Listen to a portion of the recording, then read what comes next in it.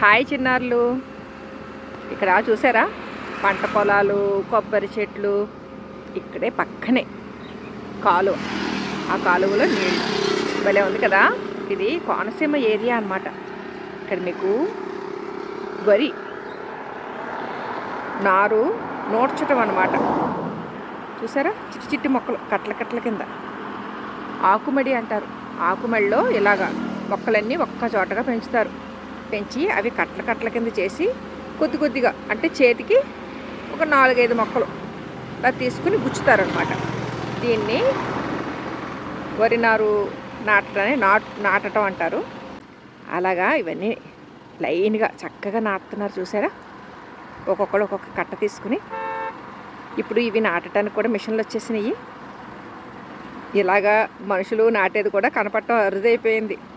వరి పంట అంటే మనం అన్నం తింటాం కదా, ఆ అన్నం వరి ధాన్యం పండించటానికి మొదలుపెట్టే ప్రాసెస్లో ఇది సెకండ్ స్టేజ్ అని చెప్పచ్చు.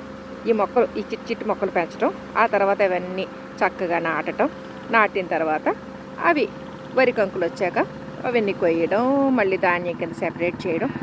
ఎంత శ్రమ పడితే మనకి వరి పంట చేతికి వస్తుంది చూడండి. అటువంటి వరి పంట నుంచి ధాన్యం మిల్లాడించడం, బియ్యం కింద మారాక అవి చక్కగా అన్నం వండుకుని మనం పప్పు, కూర, చారు వీటితో తినడం. ఇవన్నీ రైతులు కష్టం చూసారా. ఆ వరి పంట అన్నం మన చేతికి రావాలి అంటే దాని వెనకాల రైతులు ఇలా మట్టిలో దిగి యాతన పడి ఎంత శ్రమ పడితే ఆ వరి పంటని నూరుస్తున్నారు. ఎప్పుడన్నా మీరు పల్లెటూరు సైడ్ వెళ్తే కనుక ఈ వరి నాట్లు వేయడం ఇవన్నీ గమనించండి. రైతుల కష్టం అర్థం చేసుకున్నారనుకోండి, మీరు ఏమీ వృధా చెయ్యరు. తినే పదార్థాలు ఎంత శ్రమ పడితే మన చేతికి వస్తున్నాయి అన్నది మీకు కూడా అర్థమవుతుంది. ఒక్కసారి వెళ్ళి ఆ మట్టిలో దిగి ఒక 4 మొక్కలు మీరు నాటడానికి ప్రయత్నం చేయండి. ఆ రైతు ఎంత శ్రమతో తయారు చేస్తాడో కూడా మీకు స్వానుభవం అవుతుంది.